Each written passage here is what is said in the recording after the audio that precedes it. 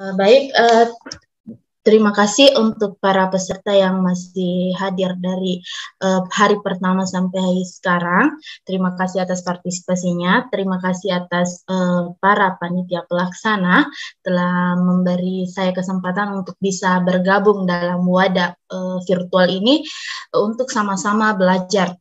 Jadi, bismillahirrahmanirrahim. Assalamualaikum warahmatullahi wabarakatuh. Salam lintas agama. Jadi, adapun judul dari materi yang akan saya bawakan pada diklat hari ini yaitu implementasi kurikulum 2013 dalam pembelajaran bahasa Indonesia berbasis teknologi dan komunikasi. Jadi salah satu tuntutan ideal dalam kurikulum 2013 beberapa waktu belakangan ini yaitu pemanfaatan TIK untuk bisa meningkatkan efisiensi dan efektivitas dalam proses pembelajaran. Karena mengingat beberapa waktu ini hampir sudah 2 tahun ya, 2 tahun ini masih saja melakukan pembelajaran daring. Jadi pemanfaatan TIK ini diusahakan sebisa mungkin dapat terintegrasi dengan semua mata pelajaran sebagai sarana dan media pembelajaran di era pandemi COVID ini. Terus kita lihat dulu kedudukan dalam pembelajaran. Jadi kedudukan TIK dalam proses pembelajaran itu ada 3 secara garis besar. Yang pertama yaitu mempermudah kerjasama antara pendidik dan peserta didik. Ini berguna untuk menghilangkan batasan ruang, jarak, dan waktu antara pendidik dan peserta didik. Sehingga dalam jarak yang jauh atau jarak yang memisahkan serta waktu yang berbeda, peserta didik serta pendidik masih bisa melakukan interaksi dalam proses pembelajaran.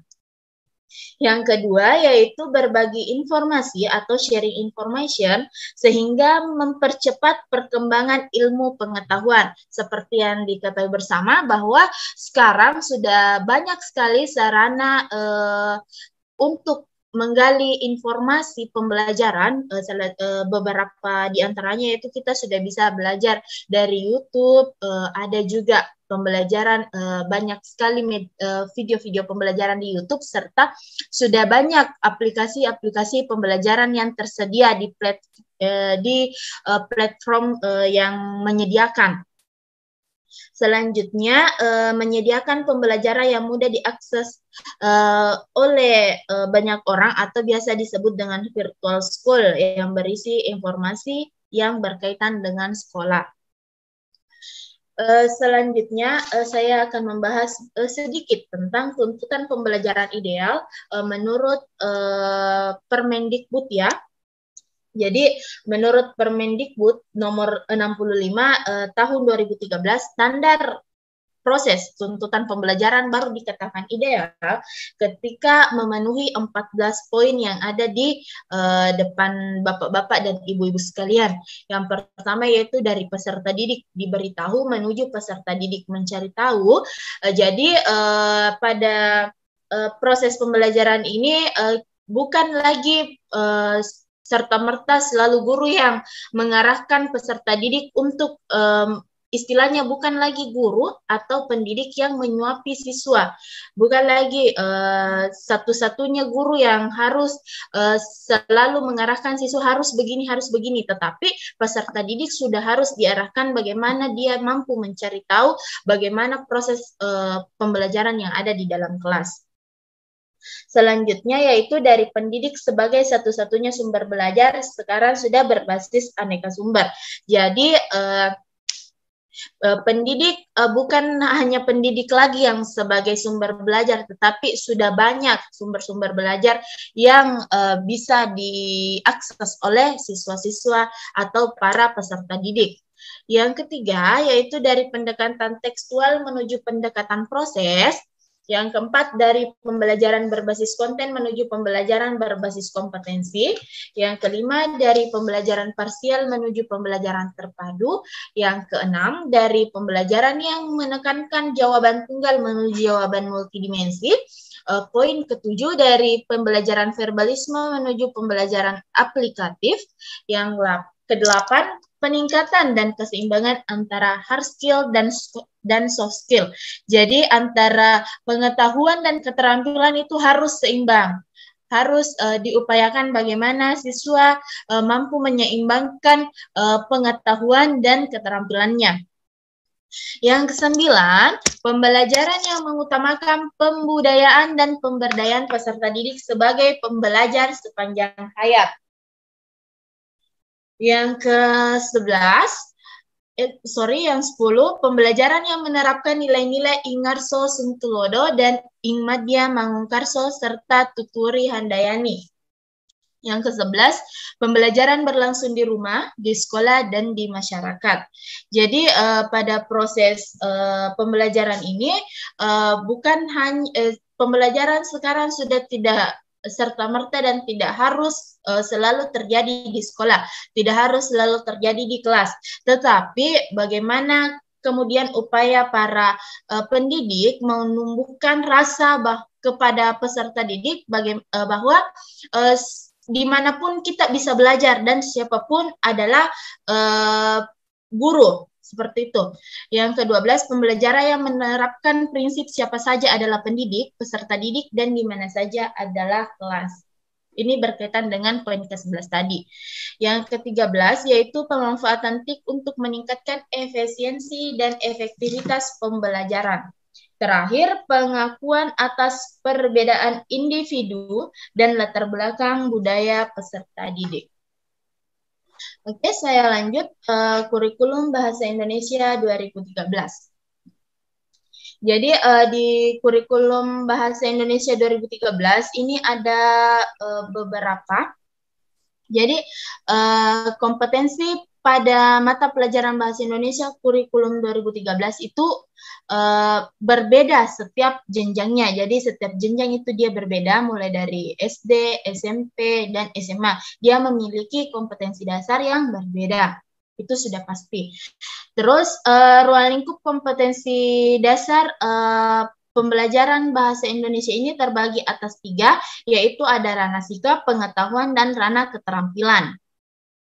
Dari ranah sikap tersendiri itu dia terbagi menjadi ranah spiritual dan sosial. Saya rasa ibu-ibu dan bapak-bapak yang sudah menerapkannya ini sudah tahu bahwa dia terbagi atas 2 ranah, yaitu ranah spiritual dan ranah sosial. Selanjutnya pada ranah sikap, ranah pengetahuan dan ranah keterampilan, dia sudah berbasis atau dilaksanakan dalam pembelajaran berbasis teks. Jadi bahasa Indonesia kini ranah pengetahuan dan keterampilannya pada kurikulum 2013 itu pembelajarannya sudah dilaksanakan dengan pembelajaran yang berbasis teks. Fungsi dari pembelajaran ini adalah mengembangkan kemampuan memahami dan menciptakan teks pada peserta didik. Selanjutnya ada juga yang mengemukakan bahwa kompetensi dalam bahasa Indonesia itu disebut dengan istilah kompetensi literasi, yang mana dia merupakan integrasi dari keterampilan menyimak, berbicara, membaca, menulis, dan berpikir kritis. Sehingga pembelajaran bahasa Indonesia akan meningkatkan kemampuan peserta didik dalam beberapa hal. Yang pertama yaitu komunikasi yang efektif. Yang kedua yaitu siswa mampu melakukan inquiry. Yang ketiga berbagi informasi. Yang keempat mengekspresikan ide. Dan yang kelima yaitu mampu memecahkan berbagai persoalan kehidupan secara lebih bermakna. Jadi materi pokok pembelajaran bahasa Indonesia ini diarahkan pada penguasaan berbagai jenis teks. Yang pastinya dalam tingkat atau jenjang SMP dan SMA itu teksnya berbeda. Dalam 1 tahun peserta didik diajak memahami dan memproduksi minimal 5 jenis teks yang terpilih secara utuh dan tuntas. Kemudian peserta didik diajak mengkonstruksi dan mendekonstruksi teks tersebut. Kegiatan ini dilakukan agar peserta didik mampu atau bisa mengalami, memahami, dan mampu membedakan, menganalisis, mengevaluasi, menyusun, menelaah, dan menyunting teks-teks yang sedang diajarkan tersebut. Jadi pada kompetensi dasar kognitif, peserta didik dituntut untuk bagaimana mereka mampu memahami jenis-jenis teks. Sedangkan pada kompetensi dasar keterampilan, peserta didik diharapkan mampu untuk memproduksi jenis-jenis teks tertentu secara utuh dan bermakna lisan maupun tertulis. Selanjutnya, teknologi informasi dan komunikasi. Jadi teknologi informasi dan komunikasi atau biasa disingkat dengan TIK adalah terjemahan dari Information and Communication Technology atau biasa juga disingkat dengan ICT yang dapat diartikan sebagai teknologi yang berfungsi atau yang dapat dimanfaatkan untuk mendukung komunikasi atau penyampaian informasi. Secara singkat, TIK dapat didefinisikan sebagai teknologi yang berguna untuk mendukung proses komunikasi atau penyampaian informasi dari pengirim ke penerima informasi. Beberapa alat yang dapat digolongkan sebagai teknologi informasi dan komunikasi antara lain yaitu televisi, komputer, sound system, telepon, faksimiles, pager, fast-to-talk, multimedia interaktif, MIDI, social interface, dan internet. Jadi, mengapa beberapa alat-alat ini bisa digunakan sebagai teknologi informasi? Karena seperti yang kita ketahui, televisi itu merupakan alat yang dapat mentransmisikan sinyal-sinyal elektrik yang menampilkan pada sebuah layar elektronik sehingga menghasilkan gambar serta suara. Sedangkan komputer merupakan perangkat elektronik yang memiliki kemampuan untuk menerima dan mengolah data secara cermat. Sound system sendiri itu adalah perangkat elektronik yang dirancang untuk menghasilkan suara yang bagus dan efek bass yang bagus. Telepon merupakan alat telekomunikasi yang dapat mengirimkan pembicara melalui sinyal listrik.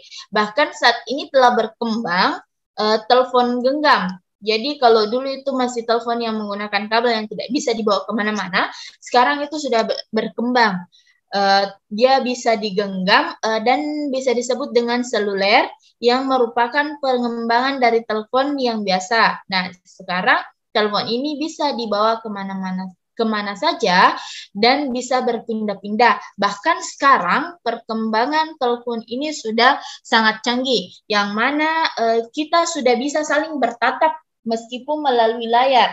Jadi meskipun kita beda negara atau beda wilayah, kita masih bisa saling menyapa karena adanya bantuan telepon ini.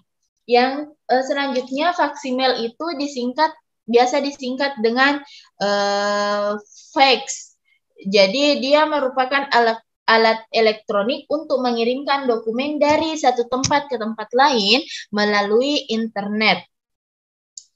Nah, pager ini adalah alat seperti handphone, namun lebih praktis karena hanya memiliki fasilitas menerima SMS. Jadi maksud dari pager ini dia seperti penampilannya seperti HP, tetapi dia tidak bisa melakukan panggilan suara. Jadi dia hanya bisa saling mengirim SMS seperti itu. Dia hanya bisa menerima pesan, tidak bisa melakukan panggilan suara. Nah, yang dimaksud dengan postital ini adalah alat bicara yang ukurannya kecil, yang cara pemakaiannya bergantian dengan lawan bicara. Kalau bisa didefinisikan, ini postital ini kayak semacam alat untuk alat berbicara yang seperti mic, tapi ukurannya lebih kecil dari mic, yang biasa digunakan pada reporter pada saat melakukan siaran langsung. Selanjutnya yaitu multimedia interaktif adalah teknologi yang memadukan dua media atau lebih seperti teks, grafik, audio, gerak, video statis atau animasi sehingga dia bisa menjadi aplikasi berbasis komputer. Kalau MIDI dia singkatan dari Musical Instrument Digital Interface atau interface instrumen musik yang memungkinkan pengguna untuk mengakses melalui komputer sehingga menghasilkan suara yang lebih baik. Nah, selanjutnya social interface. Social interface ini merupakan media yang menyediakan fasilitas untuk berinteraksi antara manusia dengan komputer secara lebih intuitif dan mudah melalui tulisan, suara, sentuhan, gerak mata, serta bahasa tubuh. Terakhir yaitu internet. Jadi kependekan dari internet adalah internet adalah kependekan dari Internet World, yaitu sebuah sistem informasi global yang berbasis komputer yang terdiri atas beberapa jaringan komputer yang saling berhubungan. Jadi seiring dengan perkembangan teknologi ini atau TIK, dia sudah didukung dengan sistem komputer jaringan yang memungkinkan orang untuk berkomunikasi secara tatap muka dan mendengar suara secara langsung, walaupun mereka berada di tempat yang berbeda. Jadi dengan TIK ini penyampaian informasi dapat dilakukan secara langsung dan tidak langsung antara komunikator dan komunikan. Selanjutnya, prinsip-prinsip integrasi TIK dalam pembelajaran. Jadi, ada 9 prinsip integrasi TIK dalam proses pembelajaran. Yang pertama yaitu aktif. Jadi, siswa dimungkinkan dapat terlibat aktif dalam proses pembelajaran yang menarik dan bermakna. Yang kedua yaitu konstruktif. Konstruktif ini memungkinkan siswa dapat menggabungkan ide-ide baru ke dalam pengetahuan yang telah dimiliki sebelumnya untuk memahami makna atau keingintahuan dan keraguan yang selama ini ada dalam benaknya. Selanjutnya yaitu kolaboratif. Jadi di poin ketiga ini siswa diharapkan atau dimungkinkan siswa dalam suatu kelompok atau komunitas yang saling bekerja sama, berbagi ide, sarana, atau pengalaman menasehati dan memberi masukan untuk sesama anggota kelompoknya. Yang keempat yaitu antusias. Antusias ini memungkinkan siswa dapat secara aktif dan antusias berusaha untuk mencapai tujuan yang diinginkan. Yang kelima, dialogis. Dialogis ini memungkinkan proses pembelajaran secara inheren, merupakan suatu proses sosial dan dialogis di mana siswa mampu memperoleh keuntungan dari proses komunikasi tersebut, baik di dalam maupun di luar sekolah. Yang keenam yaitu kontekstual. Kontekstual ini memungkinkan situasi belajar diarahkan pada proses belajar yang bermakna. Nah, selanjutnya reflektif. Reflektif ini memungkinkan siswa dapat menyadari apa yang telah ia pelajari serta merenungkan apa yang telah dipelajari sebagai bagian dari proses belajar itu sendiri. Kedelapan, multisensori. Ya, multisensori ini dia memungkinkan pembelajaran dapat disampaikan untuk berbagai modalitas belajar seperti audio, visual, dan kinestetik. Yang terakhir yaitu high order thinking skill training. Jadi high order thinking skill training ini adalah bagaimana siswa mampu belajar secara aktif. Jadi high order thinking skill training ini adalah berbagai banyak cara atau biasa disebut dengan istilah 1001 cara siswa belajar aktif. Jadi seperti itu integrasi atau prinsip integrasi TIK dalam proses pembelajaran.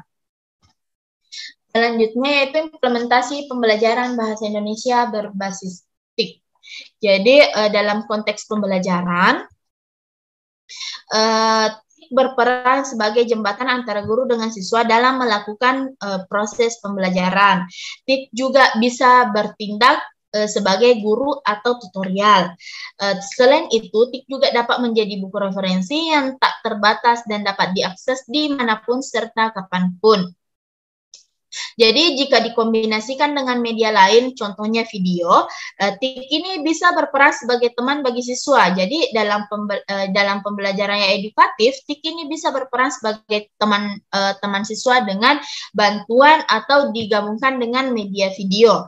Seperti pada banyak video-video pembelajaran di YouTube. Nah, itu salah satu contoh TIK yang digabungkan dengan video sehingga mampu berperan sebagai teman bagi siswa dalam proses edukatif.